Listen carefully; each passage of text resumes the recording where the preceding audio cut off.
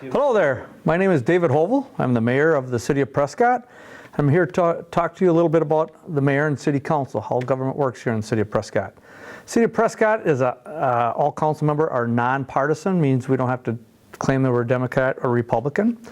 The council is a strong council, weak mayor.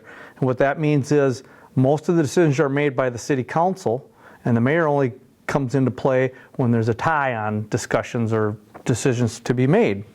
And then there's divisions of responsibility. There's the legislative side where we pass the laws, ordinances, prescribe what we think the public wants the most. We use facts, existing facts and times to help with that decision making. There's the executive branch, and that's the mayor.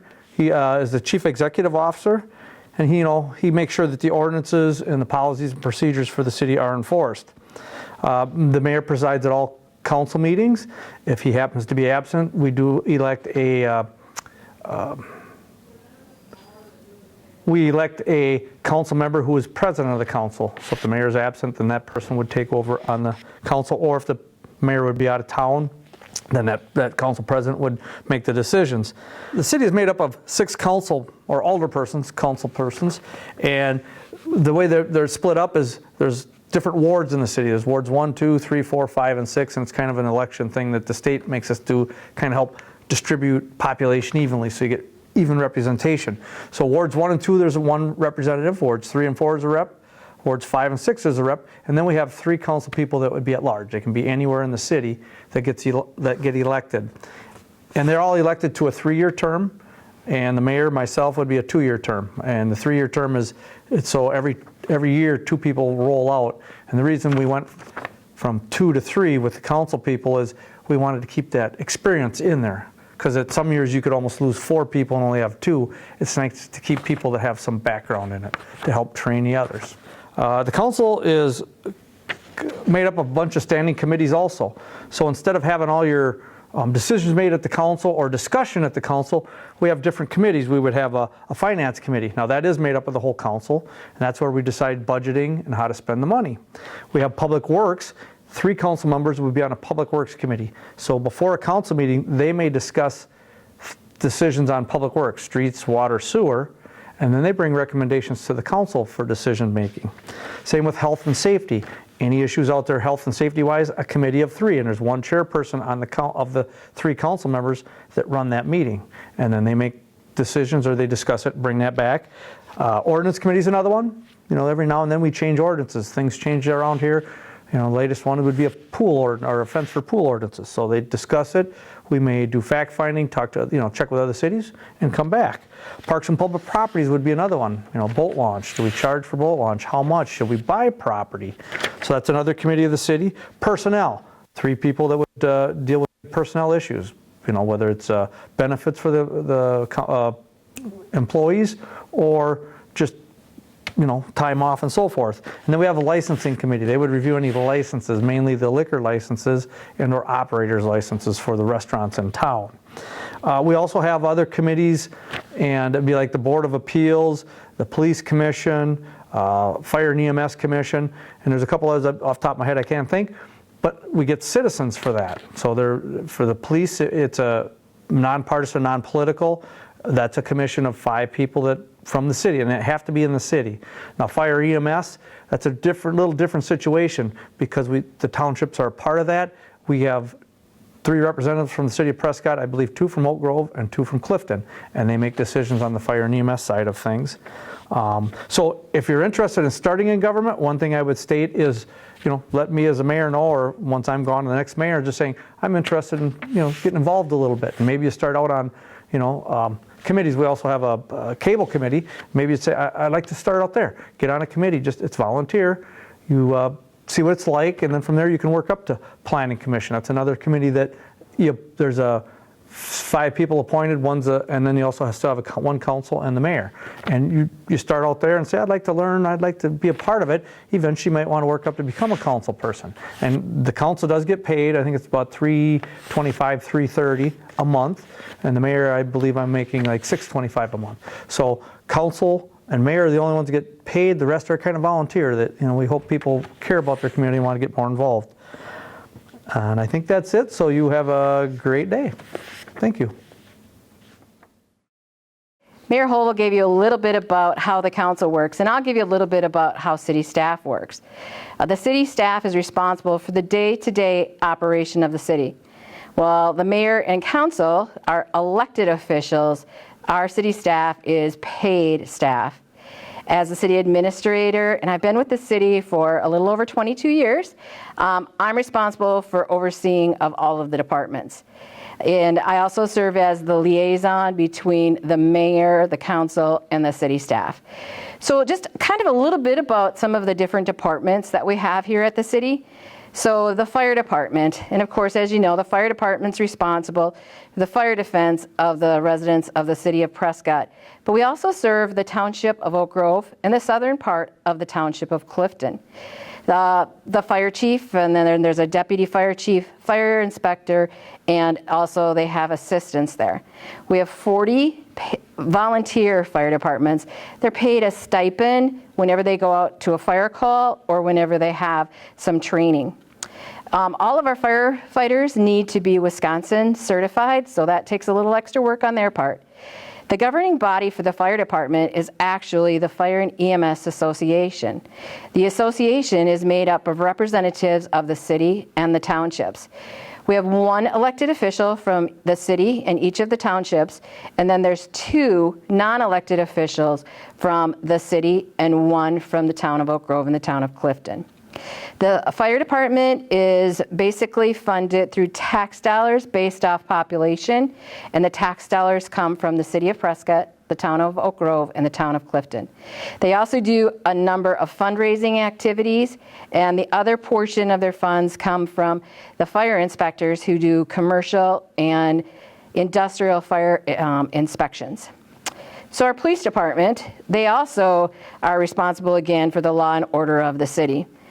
They help to prevent crimes and the various violations and the city ordinances, state law, and protect the health, safety, public peace, and order of the city residents.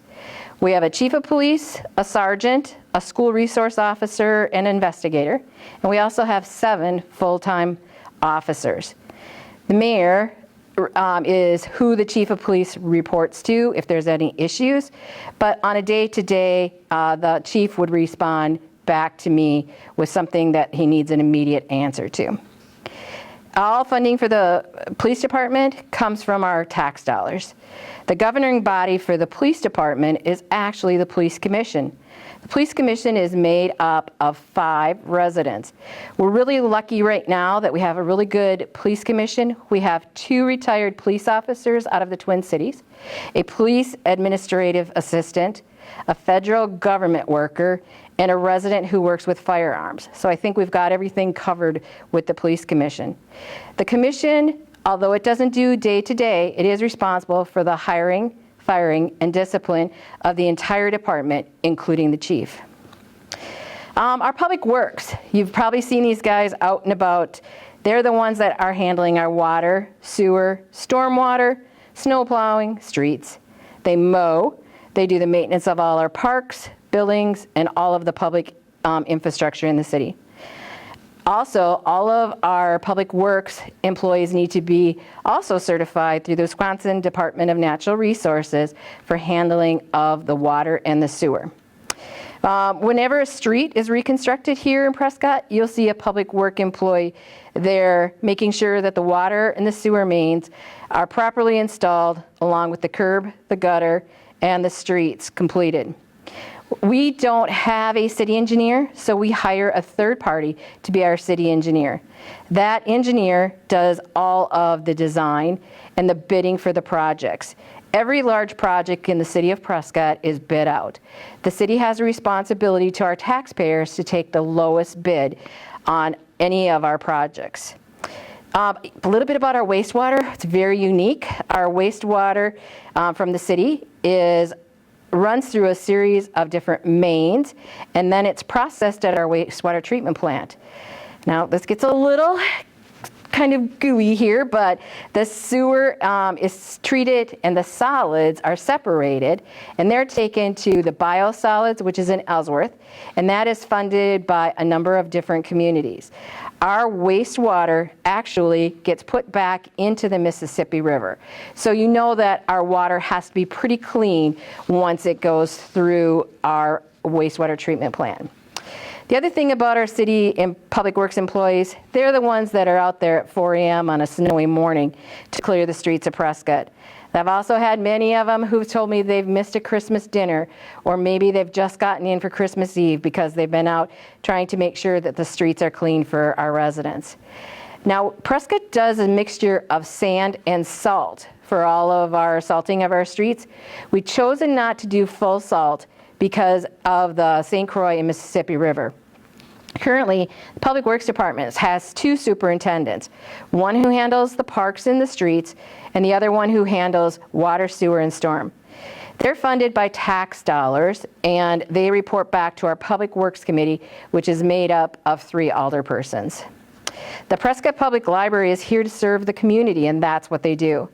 They offer a great variety of books to read and listen, books on tape, videos, anything that you can hardly imagine. They also have a variety of programming for our group, for all groups and abilities. The library offers computers and internet service, so if you're ever in need for a computer or internet service, you can stop up to the library. The library director oversees the day-to-day operation of the library. The library board is the governing body for the library. The funding from the library comes from tax dollars, but it also comes from the county. The county funds a portion of the library for serving residents within other municipalities within the county. Once the funds are allocated to the library board, they're the ones who have jurisdiction over how the funds are spent. We also have a municipal court, something you don't want to probably ever be in. The municipal court is a local court which has jurisdiction over most ordinances violations, which includes traffic, ordinance violations, and the non-jury trials for first drunk driving offenses. The municipal court judge is an elected official. He serves for 4 years. The funding for the municipal court comes from the fines and fees for the tickets that are issued by the police department. In administration, that's who you're going to see at City Hall. The administrative staff carries out all the directives from the mayor and the council, and there's many type of things that we'll see going on. Besides the day-to-day operations, we are responsible for creating ordinances, so the council will tell us what they're looking at for ordinance. We go back and we try to put together ordinances and resolutions. We're also responsible for doing all of the minutes for every council and every committee meeting, so we have to do that. We also establish procedures that will be more effective. So recently what we've done is we found that people like to pay their bills online. So we've created effectiveness by doing an online bill pay. Also, if you've been down to our boat launch, you've noticed there's a new machine at our boat launch. And that's created an effectiveness for us because we don't deal with all of the people who want to come and buy a boat launch sticker. It's much easier for them to be right down there and be able to get their boat launch sticker. You'll also see the administrative staff. We are non-voting members of a number of boards and committees and attend a number of the boards and committees. We also have to keep informed with all of the state and county legislation that's going on. If we don't understand what's going on at a state level, we could make a mistake here that could cost the city a lot of money, or maybe we're doing something wrong. So we always keep up to date with what's going on. We also work with intergovernmental. So like when you see the fire department, we create intergovernmental. We'll talk to all of our surrounding townships and other communities. We're all in the same boat. So if they're doing something that's working, we'll work with them to figure out what's going to be best for us. Also, we serve as the public information officer. Tough part of the job, but when something's going on with the city of Prescott, we need to get the information out. So it's either we are doing something that is written that will go out into the newspaper, or you'll see somebody standing before a camera trying to put out the information. We also establish a number of procedures for if you have a complaint. So what we like to do is if you have a complaint of something that's going on with the city of Prescott, we would rather that you come into City Hall and you talk to us. Tell us what the issue is. We may not be able to give you an answer, but we'll be able to direct you in the appropriate way or to the right department or try to figure out something that's going to work for all of us. We also plan for the future here with the city. So we have a comprehensive plan.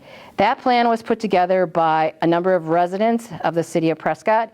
It's a 20-year plan. It takes a look at a number of different things.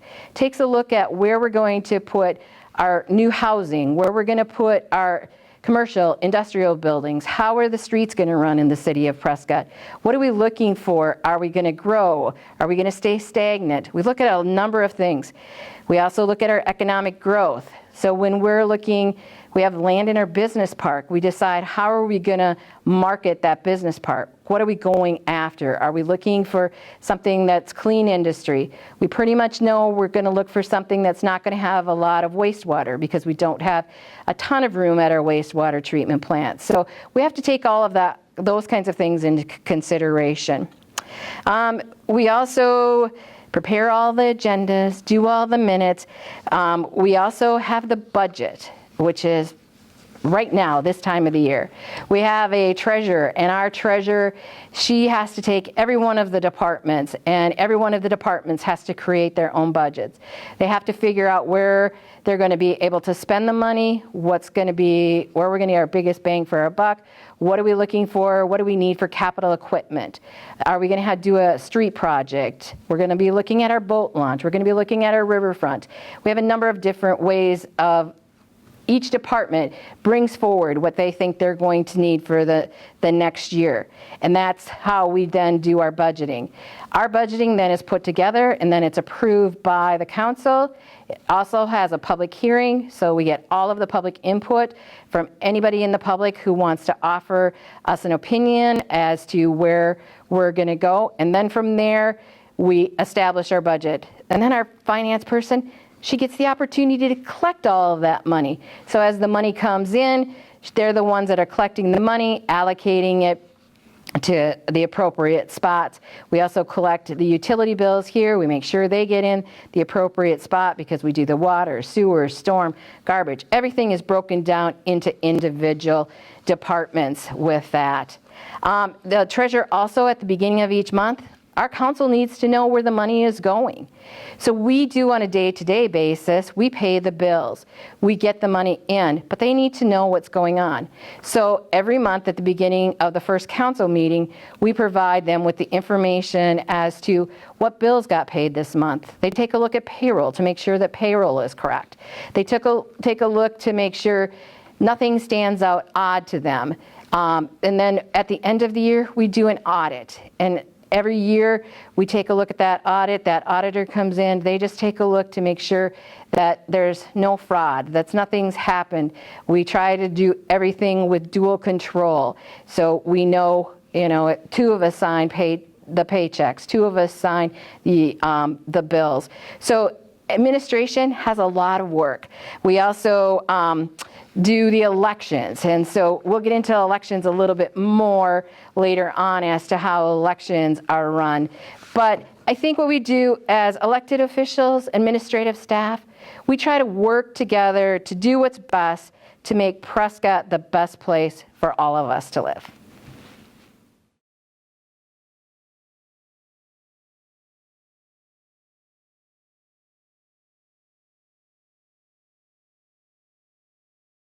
Yeah, thanks, Franz.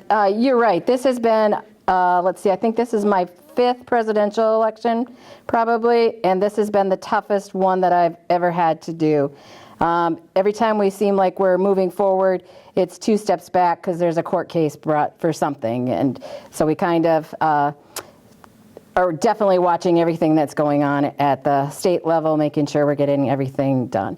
But what I'll do is, as Franz was saying, when his brother spoke, they do it by county. We don't.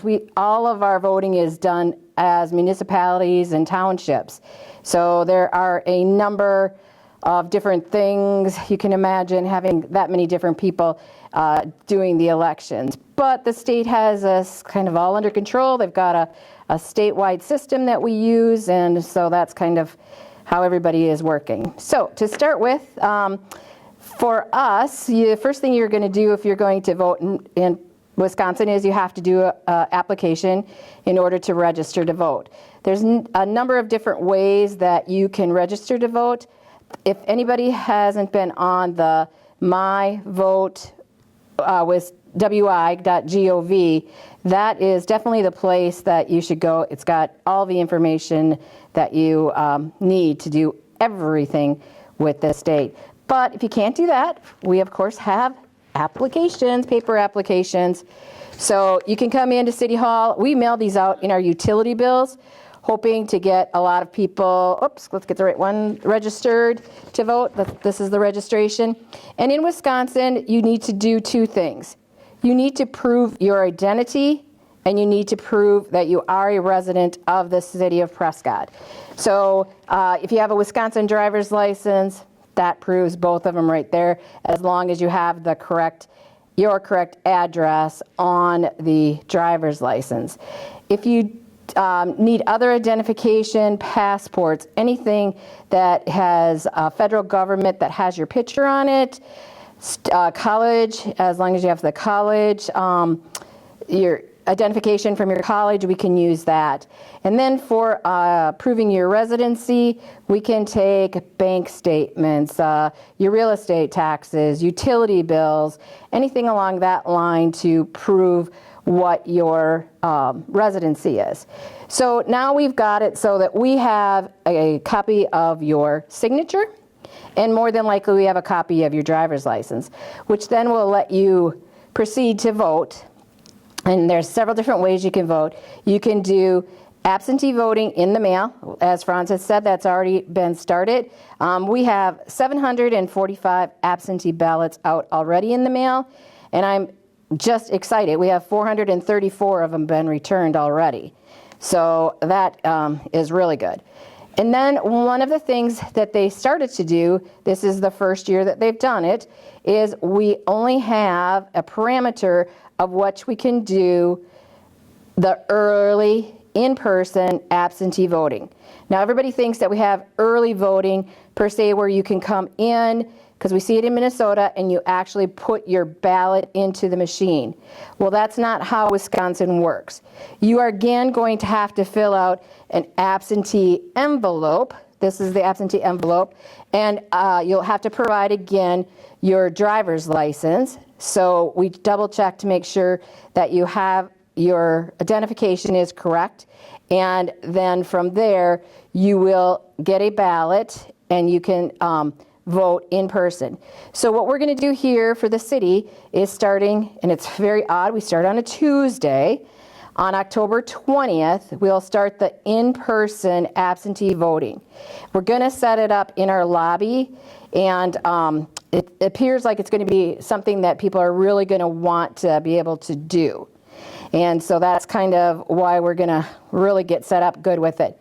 Now there's two ways, if you've come in, there's two ways that different machines. So we have our paper ballot, which you complete the paper ballot. And if you did any absentee voting through the mail, this is the ballot that you received. And then we have instructions that go along with it, everything that you can possibly, to get it right. And on our absentee envelope, you have to do your signature, and then you have to have someone witness your signature also. It should be someone who knows you, and then they also have to put their address. So if we ever have a question, we can go back to that witness to make sure that that was the person who actually signed that. With the in-person absentee voting, if you've come in before, you've seen the electronic machine that we have. The electronic machine that we have, that's this kind of ballot. Look at that, absolutely nothing on it. There's absolutely nothing on it. It'll have two signatures on the bottom, or a signature on the bottom for us.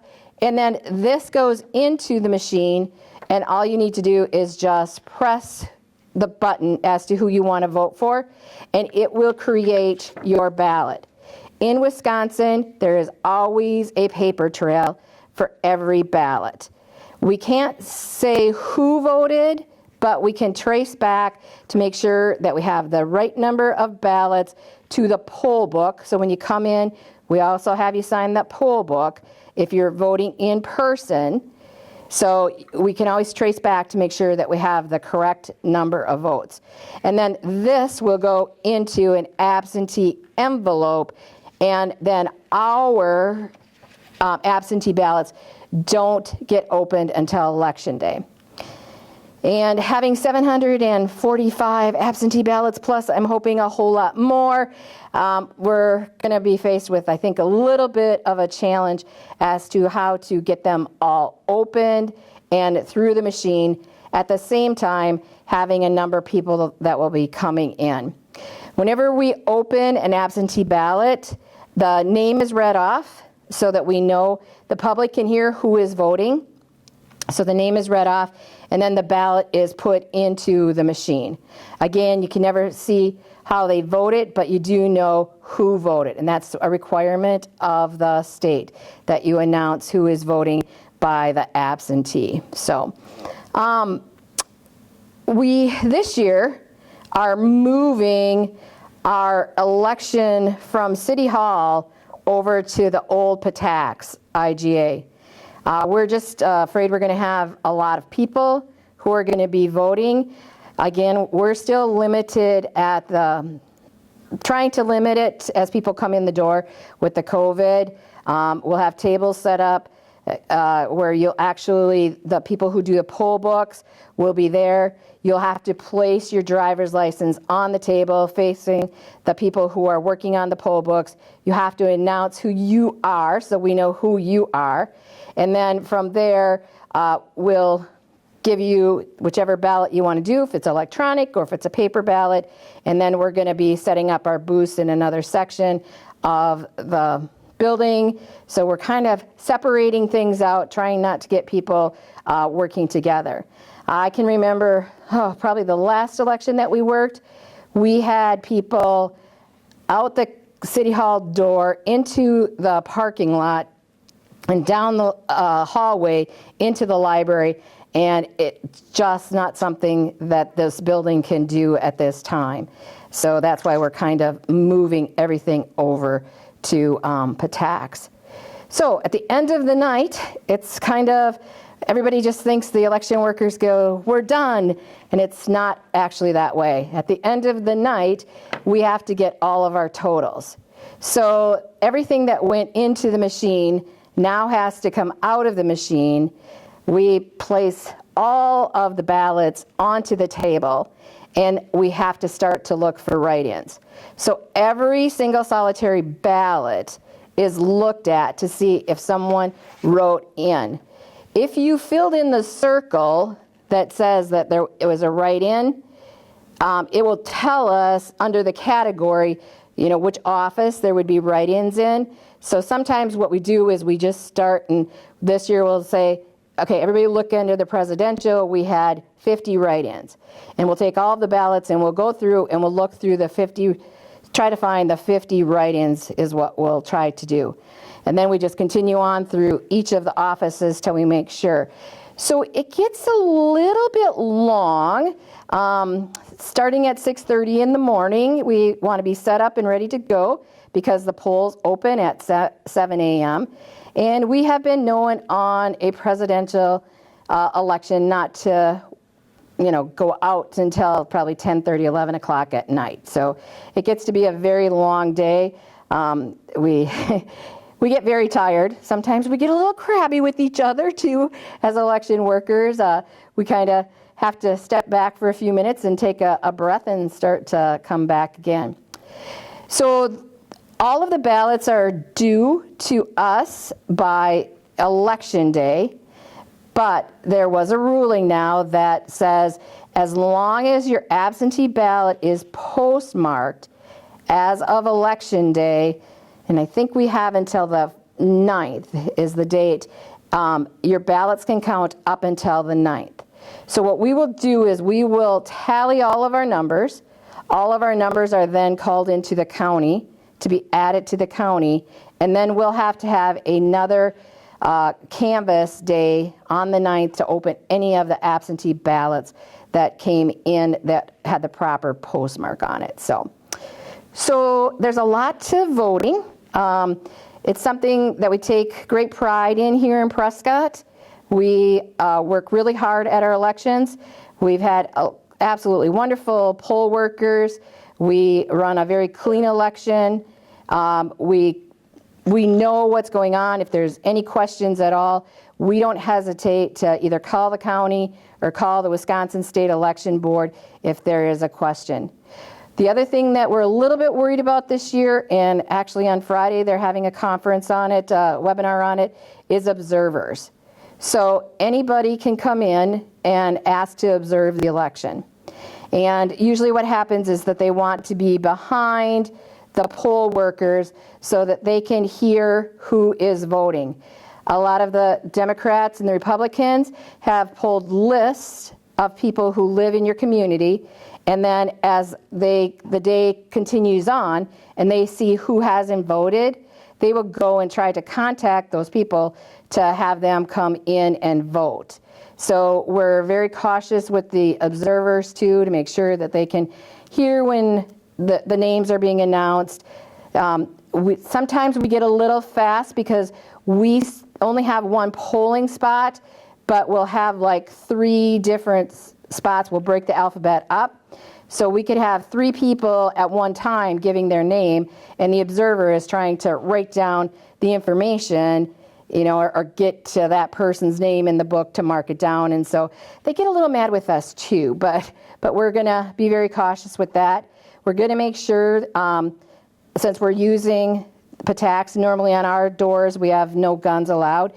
There will be notices that there will be no guns allowed in that building on the day of the election, so that we don't have the open carry come into the building on that day for intimidation. But I'm open for questions for anybody that has any questions.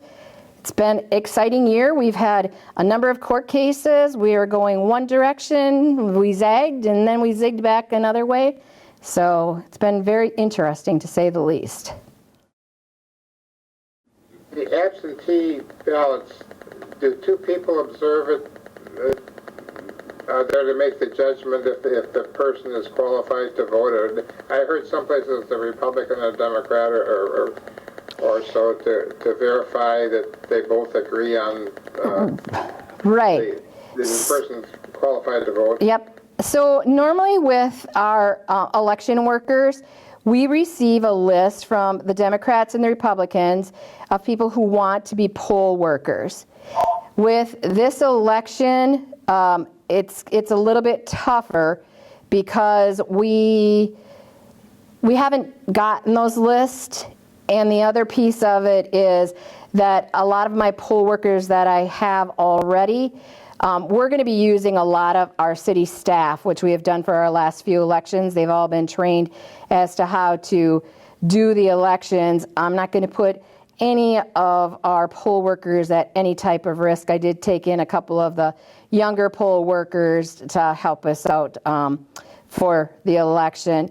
But normally, yes, you would have a Democrat and a Republican, and then they would, if there's an objection, they would be the ones that would answer if they feel it's right. And so that takes us back to where we can actually pull the registration, look at the signature on the registration.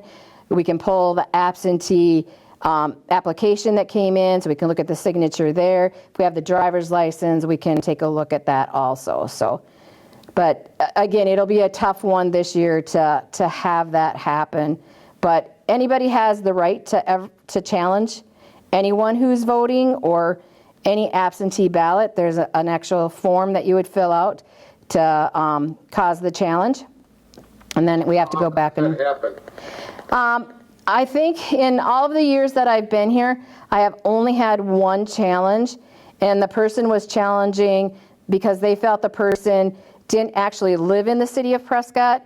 They felt that this was a person's cabin that was here, and that they were actually, their residency was from Minnesota.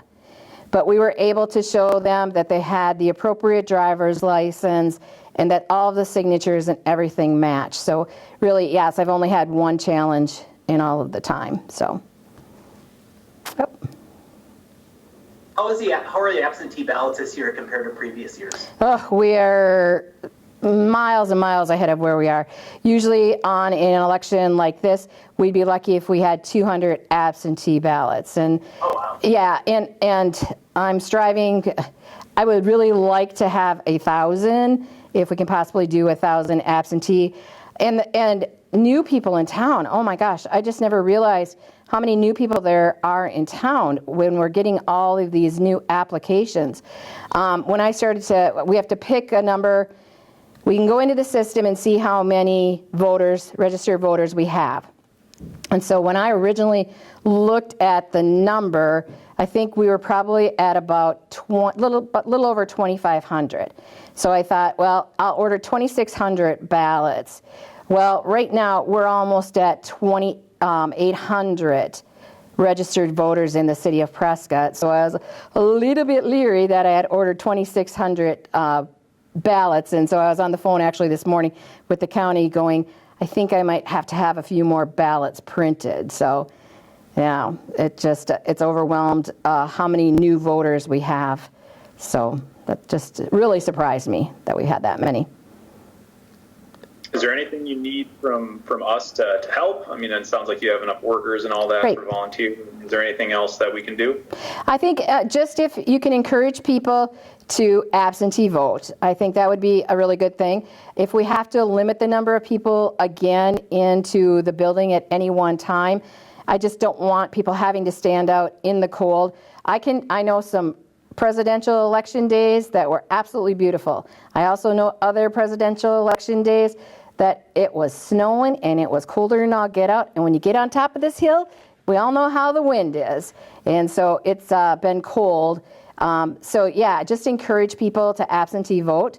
Again, we'll be here Monday through Friday from 8 to 4:30 if you want to absentee vote in person. And you're going to have I'm hoping, a real short line during that time. So that would be what we would encourage. So. Question for you about My brother had his hand raised, and then after that I've got another question for you too. But. Sure. Yeah, this is Phil. I just had a question. How many presidential entries are there to choose from? And I just got my mail ballot, and there's 21 presidential groups that you could pick from. Oh, goodness sakes. We only have, well, let's see, we have the Democrats, Republican, the Constitution, Libertarian, and the American Solidarity Party. So we only have 5. Good luck with 21. We did have some, though, that had got contested because Kanye West, his got thrown out. And then I can't remember what other party there was, but that person had, theirs was late coming in. They have that 5 o'clock deadline, and theirs was late coming in that day. So that one actually got taken, both of them got taken to court. And we were so delayed on our ballots. We were really worried we weren't going to be able to get our ballots in time for starting the absentee voting because both of those were still in court. So, but they threw both of those out. And I mean, if you can't get your paperwork in time to be the President of the United States, I don't think you should be on the ballot, my opinion. Jayne, when people registered to vote, was there any effort made to make sure they also filled out their census? Because if there's that many new residents in Prescott, we sure as heck want them counted. Well, I've been watching our census stuff come in too. We've got that going on. Today's the last day, so if you haven't completed your census, please complete it today. We're doing pretty well on our census. I mean, I think we're above the 70% mark, but no, a lot of our stuff came in online. And that's what kind of we've seen is there's a lot of young voters that are coming in and going to be voting at this election. And I think that's great. I want everybody to be able to vote. But yeah, we did see a lot of the young voters coming in online using the new technology, because this is the first year we've really used the online for the presidential. We've used it for last year in the governor's race and that kind of stuff, but it wasn't as popular as it is right now. The nice thing about the My Vote, if you vote absentee, you can track your ballot. So it will show you the day that you applied. It will show you the day that your ballot was sent out. It will give you an estimated day as to when your ballot should arrive. Now, don't count on that because it doesn't happen always that way. And then it shows the day that it came back to us, and we enter it back into the state system to say that we received your ballot back. And then it will, after election gets all done, it takes us days afterwards, but again, not how you voted, but that you voted will be into the system and that your ballot counted. So if there, for some reason, you did an absentee and we had to reject it, you will not see that you voted in that election. So that's just something to be made aware of. We're being very careful as the absentee ballots come in. We've had a number of them that people have either forgot to sign the envelope, or they forgot to have a witness, or they forgot to put the address on. So we're making every effort to return those back to the people with the note, and we're circling in red and highlighting everything that says this is what you missed, along with a letter to go along with it, or if we have a phone number, we're calling the people, asking them to come in and take care of it here at City Hall. So right now, I have one on my desk right now that I called the gentleman. He's coming in today to take care of it. He forgot to sign on his envelope, but I've got everything that I have is all clean. It's got their signatures, the witnesses' signatures, the address, and so yeah, we've just been really concentrating on that. So yeah, and as Franz says, I have had a few sleepless nights over this. When you get that many absentee ballots, and of course they come in through my email, and my email is, okay, I've got it hooked up. I finally figured out how to undo it so it's not making a noise when my emails come in, but they come in at all hours of the day and night, and I was kind of like, what is going on? And I look, and we've probably been doing on an average 10 absentees a day, and probably more like 15 to 20 new registrations a day. So the online has really been popular. So, a question for you: if you have an absentee ballot, can you drop that off at City Hall during the day? You can. So you can drop it off here at City Hall. We have a number of ways you can do it. All absentee ballots that go out in the mail have postage put on them so that you can return it back in the mail.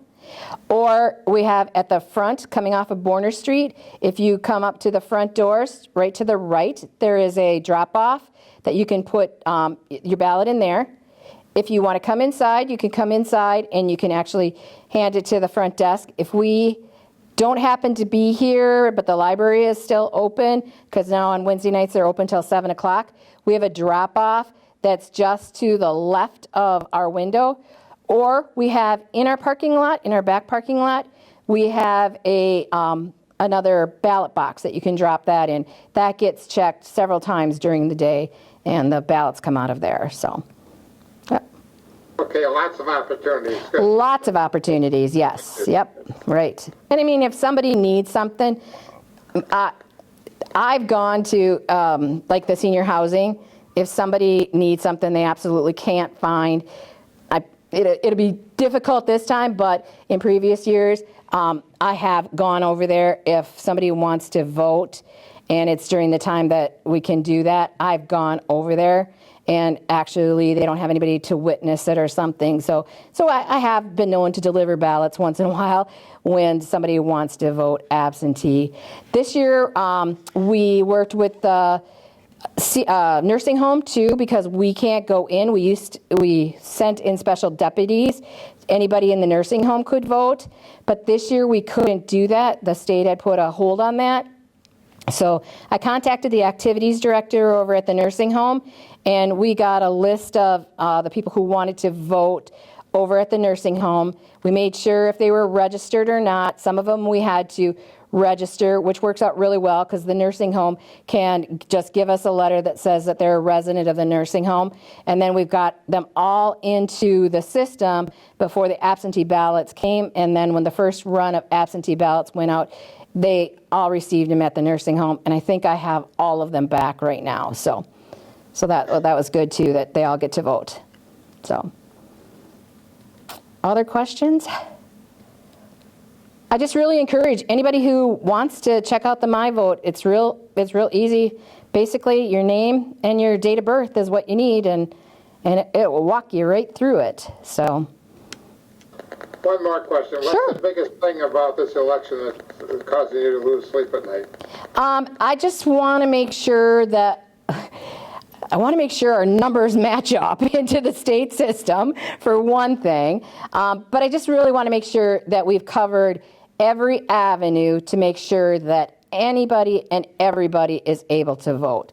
I'm a little leery having changed over to Patax to be able to get that out. We've got it on our website. We put it on our Facebook page. We announce it at our council meetings. I'm going to make sure we get something into the paper. We're going to put something on our door.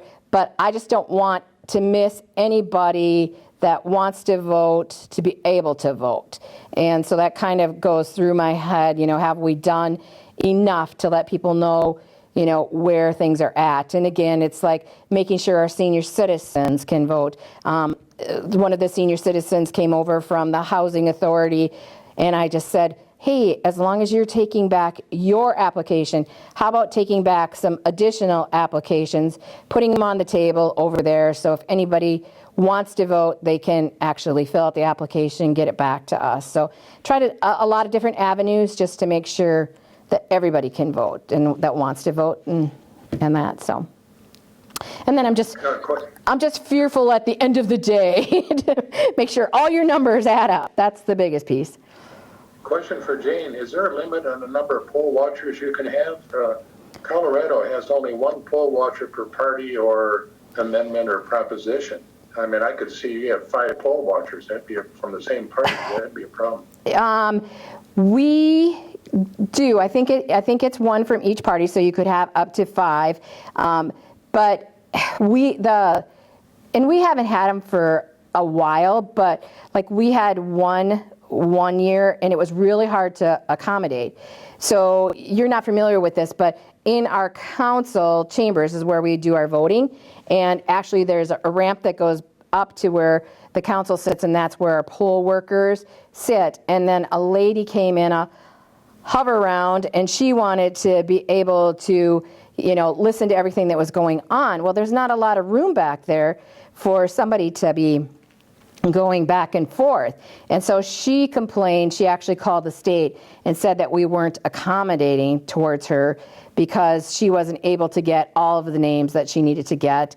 And then, of course, when she had to go to the bathroom, we had to move things around to get her out. And when she wanted to go to lunch, and so it was a really tough one. That was a really tough one. But being in a bigger area this time, we've got it figured out, so they can sit where they need to. So. Yeah, maybe we'll have 21 poll watchers. Oh, gosh.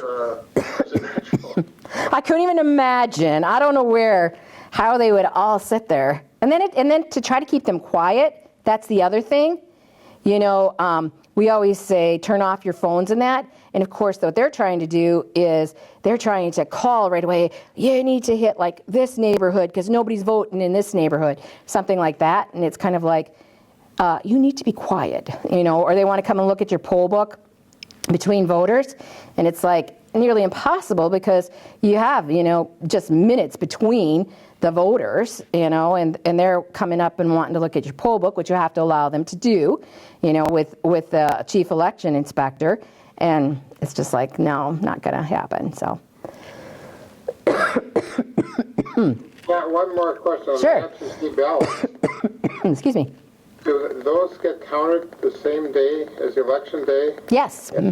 So I could get called if I voted early absentee. I could get called because it hadn't been announced yet or scratched off the. Right, so it's kind of hard to do, but we've had it a couple of times where people think they want to vote absentee. They come in the day of the election and decided they didn't want to vote absentee. We have to have back their ballot, and then we allow them to vote regular if they want to vote regular. So that's the other piece. Since all of this stuff's been going on, I bet you I've gotten back a dozen ballots of people who don't want to vote absentee after they originally wanted to because of everything that's going on in the press. And it's kind of like, nope, I want to go see my ballot.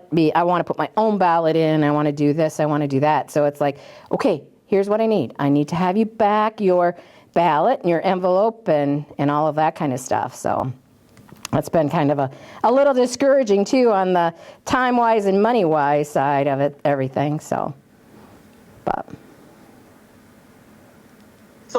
what happens if they turn in their absentee ballot and then they come in to vote that day? They will. When they see their name counted twice, is it out? No, they will not even be able to vote regular. So what we do beforehand with so many absentees, we'll come in. You can't absentee vote on Monday before an election. So I have some of us are coming in on Sunday and Monday. And we're actually going to issue the numbers and have them all in the poll book already. So they'll be all done. Mm-hmm.